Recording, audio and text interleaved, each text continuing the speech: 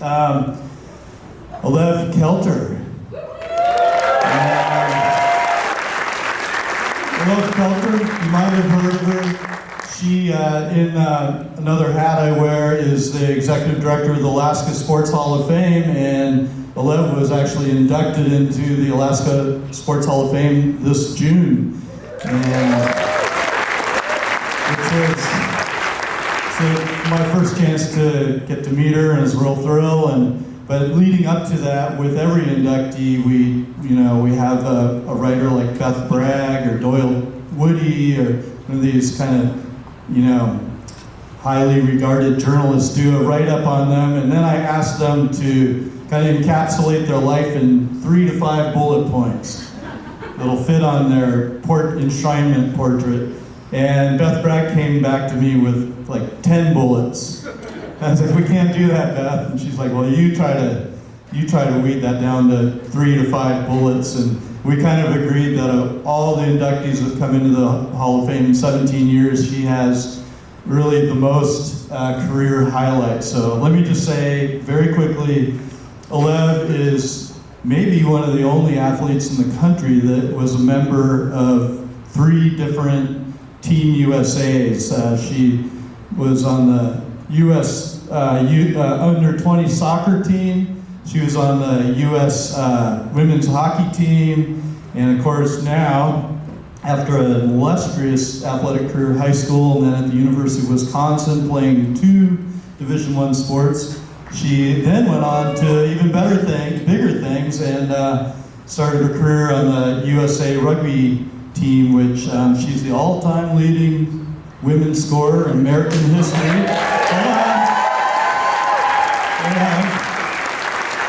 And was a key member of the team that won the first ever Olympic medal in rugby for the United States of America. And she's going to tell a little story about that.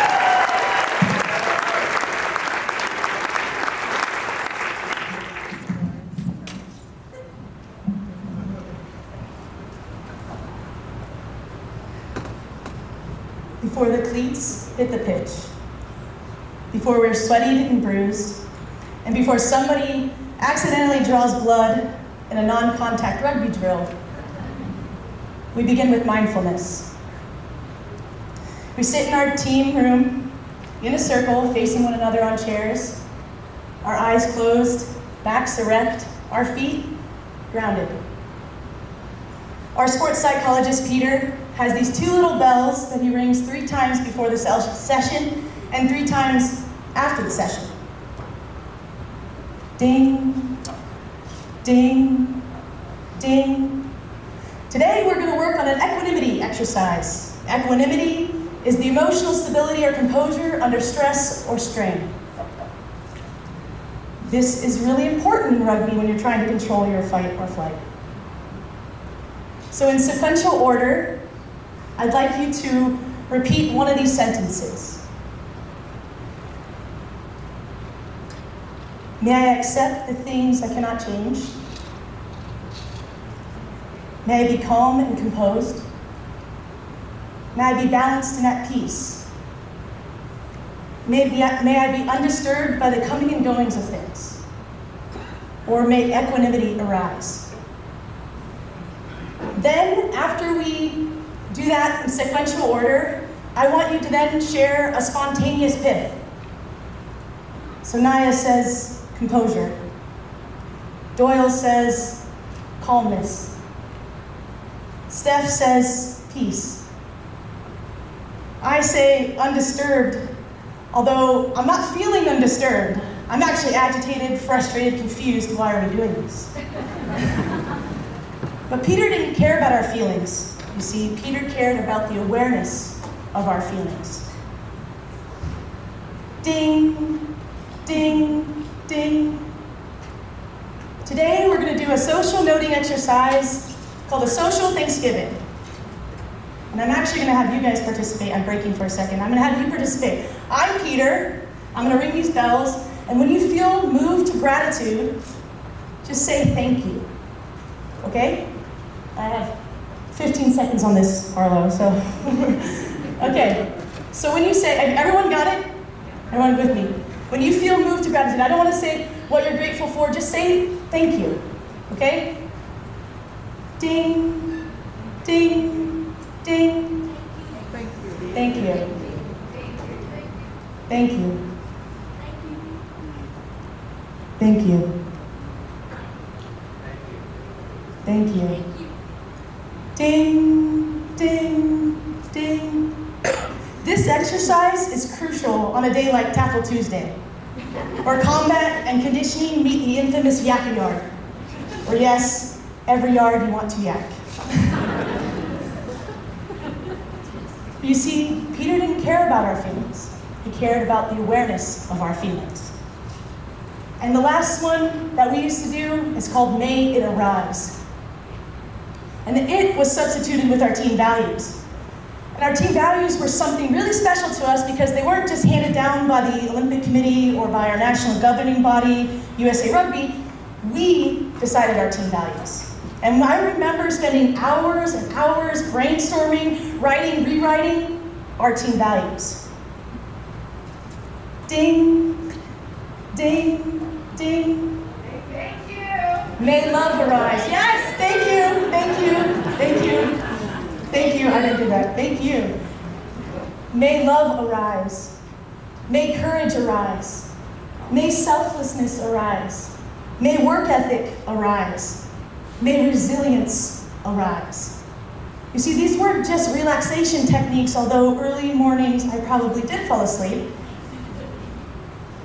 These were a ritual of awareness, a rewiring of recognition, a magnification of the moment of the here and the now. Peter didn't care about our feelings, he cared about the awareness of our feelings. And so I want to take you back to a moment, last summer, in Stade de France, Paris. 80,000 people in the crowd. The crowd was absolutely electric. And just before the kickoff goes underway, this is the bronze medal match between your former reigning gold medalist Australia and Team USA. So 80,000, I want you to picture yourself there. 80,000 people in the crowd, you really can't hear anything. Kickoff goes underway.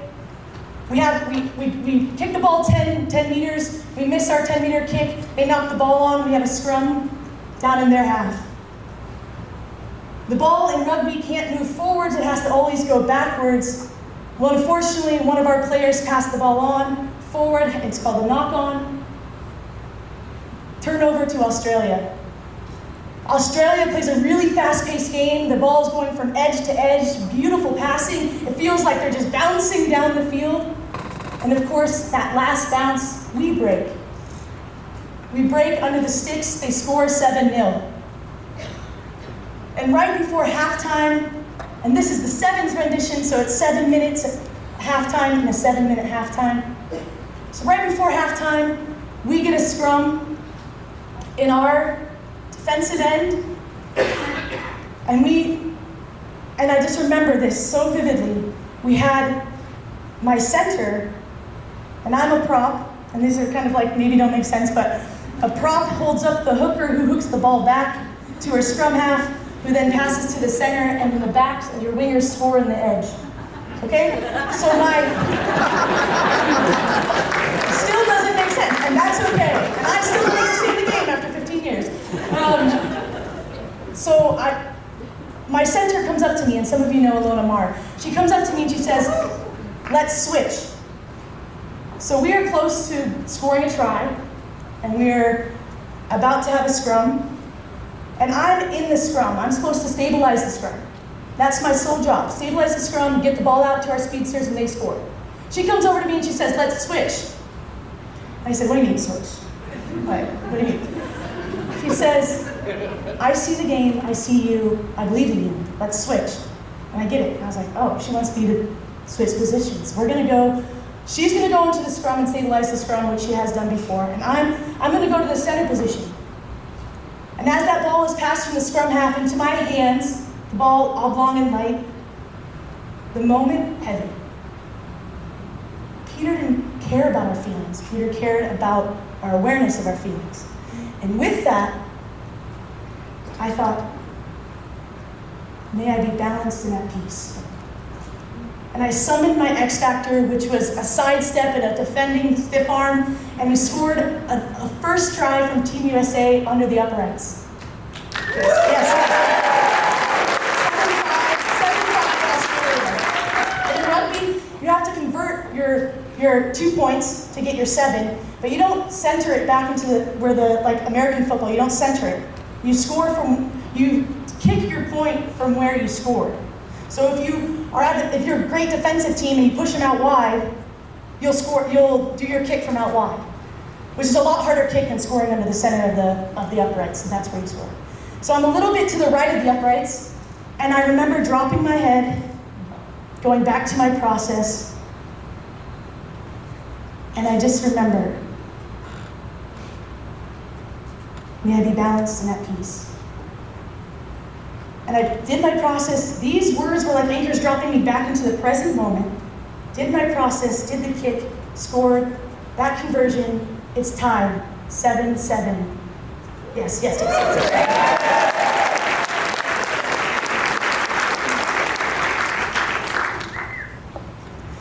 And halftime happens, and what we do is we stand in a circle and we use our breaths to recenter us.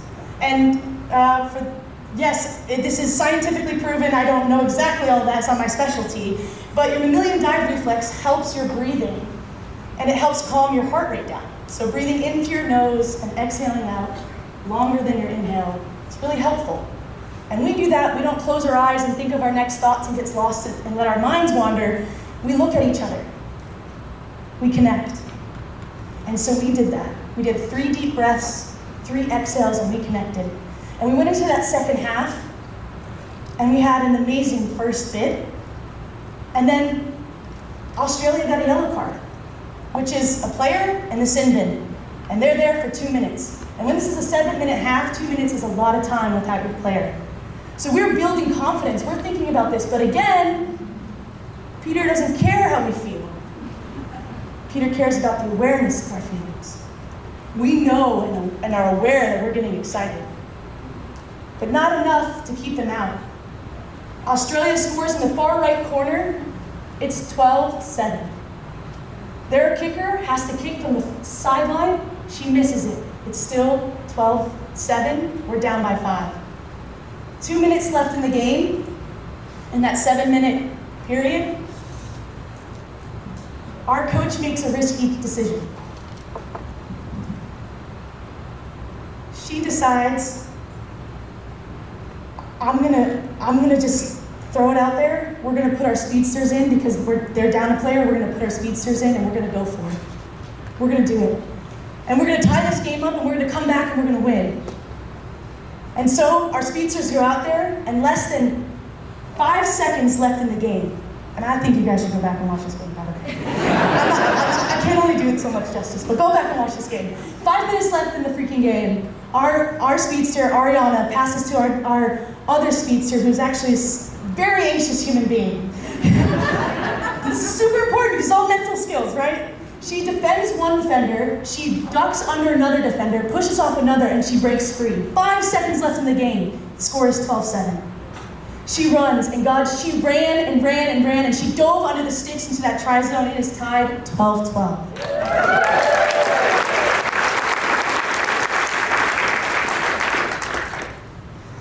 She gets up and she celebrates, and everyone on the sideline's freaking out, if you can imagine. This is the first ever, this could be the first ever bronze in program history, both men or women. And she looks to hand the ball off to the kickers. Oh, there's no kicker on the field. Remember, we put all our speedsters on to tie the game. She turns back around and she walks 5 steps from the uprights. She puts her head down and she says, "May courage arise." And she drops back into the present moment and she takes a kick she's never taken in a game before. Yes, in practice, playing around. And she slots that conversion, that game-winning conversion. Yeah.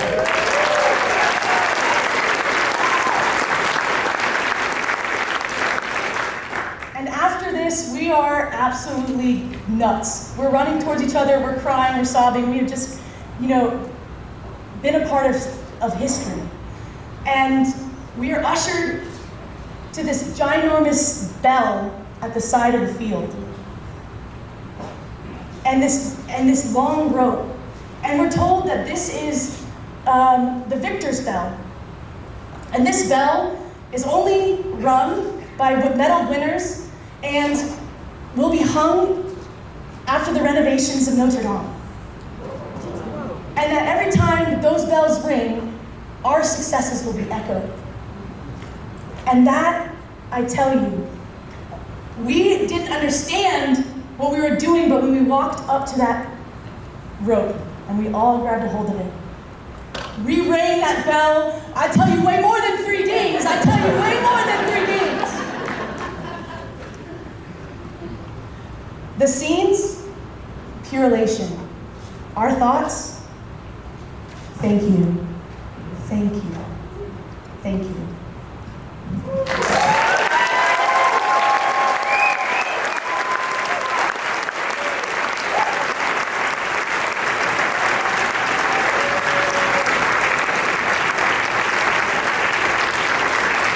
Thank you, Alev. Outstanding. Got the shivers thinking about that.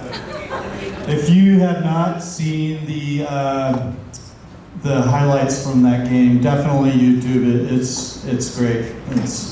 It's great stuff, and definitely brought a lot of pride to Alaska on that day. So congratulations. Well, I want to thank all the stories.